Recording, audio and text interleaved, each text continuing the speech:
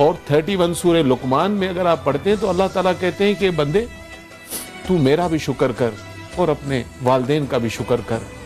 तो बड़ा ही बदनसीब होगा जो कहता हो कि मैं अल्लाह का शुक्र करता हूँ और माँ बाप का शुक्र नहीं करता हो, क्योंकि यहाँ शुक्र को अपने शुक्र के साथ जोड़ दिया। माँ बाप की ये अहमियत बताई जा रही है। सुभान अल्लाह। रिदा है कराची से। अस्सलाम वालेकुम रिदा। माया मैं ठीक हूँ, आप कैसे हो? बस अल्लाह का शुक्र है। माया ईसा भाई को भी सलाम करूँगी ना। वालेकुम सलाम। और दूसरी बात ये है कि मेरे वालिद साहब इस दुनिया में नहीं है। तो माया मेरे वालिद की एक आदत थी कि वो थोड़ी थोड़ी देर में आवाज़ें देते थे और कहते थे ये उठा दो, ये काम कर दो, वो काम कर दो। तो उस वक्त मैं घबरा जाती थी और मैं कहती थी अब मैं क्या है, मैं थक गई अब।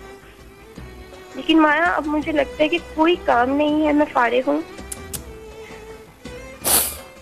मैं कहती हूँ अल्लाह मियाँ मुझसे सारी नेमतें ले ले, मुझे एक और मौका दे दे कि मैं अपने माँ बाप के साथ रह लूँ। मैं बस बता नहीं सकती आपको कि मैं उन्हें बहुत याद करती हूँ। जिनके माँ बाप हैं, मैं यही कहती हूँ कि वो बहुत उनका करें, जितना कर सकते हैं वो अपने माँ बाप का करें।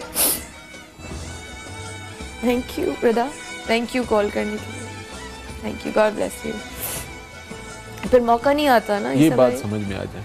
ये हमारी जो बहन ने बात की ना, फिर मौका नहीं, जब वो कहते हैं तो, और ये है, ये मतलब करते हैं बच्चे, लेकिन ये नेमत जब छिन जाती है ना तो फिर हम अल्लाह से कहते हैं फिर होता कुछ नहीं है और वो चले जाते हैं।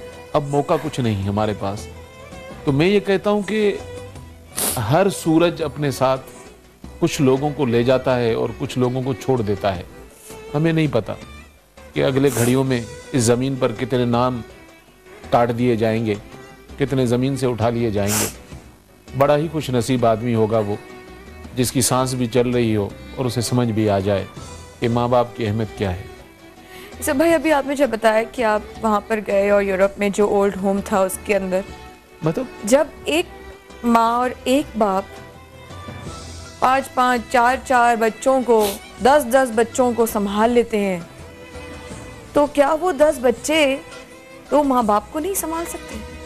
हाँ, ये मैं सिर्फ इसलिए उन्हीं की दुआओं से, उन्हीं की तरबियत से, उन्हीं के किए हुए की वजह से आप किसी मकाम पे पहुंचते हैं। और जब आपको अल्लाह ताला किसी मकाम पे पहुंचा देता है तो आप कैसे अपने माँ बाप को, आपने कहा सूखी रोटी, उसने कहा कि जहाँ मुझे तुम कच्चा रखते हो मतलब वहाँ पर, वो ये कह रही है कि मुझे वहाँ रखें बेटा, जो आप यानी कि फालतू एशिया जहाँ रखी जाती है। आपको बादशाह और मलिका बना के रखना चाहिए अपने। और उस वक्त मुझे ये हदीस बड़ी याद आई थी कि ये लोग कहते मदर डे, नबी करीम सल्लल्लाहु अलैहि वसल्लम ने फरमाया, और ये रवायत हजरत इब्ने अब्बास रजी अल्लाह ताला अन्हु की है कि नबी करीम सल्लल्लाहु अलैहि वसल्लम फरमाते हैं कि जो शख्स अपने वालिदैन को मोहब्बत और शफकत की एक नज़र से सुबह देखता है तो उसको एक हज्ज मकबूल जितना अजर मिलता है।